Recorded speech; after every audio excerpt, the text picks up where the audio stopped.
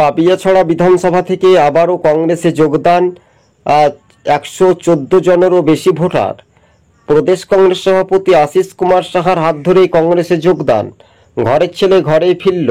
ফের কিন্তু বিজেপির মোথার বিশাল সংখ্যক ভাঙন কিন্তু ধরছে। ত্রিপুরা প্রদেশ কংগ্রেস সভাপতি আশিস কুমার সাহা এবং পাহাড়ের রাজনৈতিক ভূমিকা থেকেই কিন্তু এগিয়ে যাচ্ছে কংগ্রেস।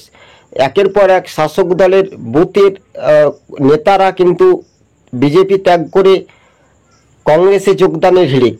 আপনারা দেখছেন 24TV2। আমাদের ইউটিউব চ্যানেলটি ভালো লাগলে প্রথম থেকে শেষ পর্যন্ত দেখবেন। চ্যানেলে নতুন হলে অবশ্যই সাবস্ক্রাইব করে সঙ্গে থাকবেন। পাপিয়াছড়াতেই কংগ্রেসের নেতাদের আরও এক প্রকার চমক হাসি দেখল। শেষ হাসিটা কংগ্রেস শিবির দেখাবে এডিসি ভিলেজ নির্বাচনের আগের মুহূর্তে। উত্তর পূর্বে ত্রিপুরা রাজ্যে ফের কিন্তু 114 জনেরও বেশি ভোটার কংগ্রেসে যোগদান করলেন মোথা বিজেপি ছেড়ে। তবে কার্যত ত্রিপুরা প্রদেশ কংগ্রেস সভাপতি আশিস কুমার সাহা বলেন, কংগ্রেস ক্ষমতায় আসতে শুধু সময়ের অপেক্ষা। বিজেপির ভোট কংগ্রেসে ফিরে আসছে, এমনটাই খবরের ইঙ্গিত।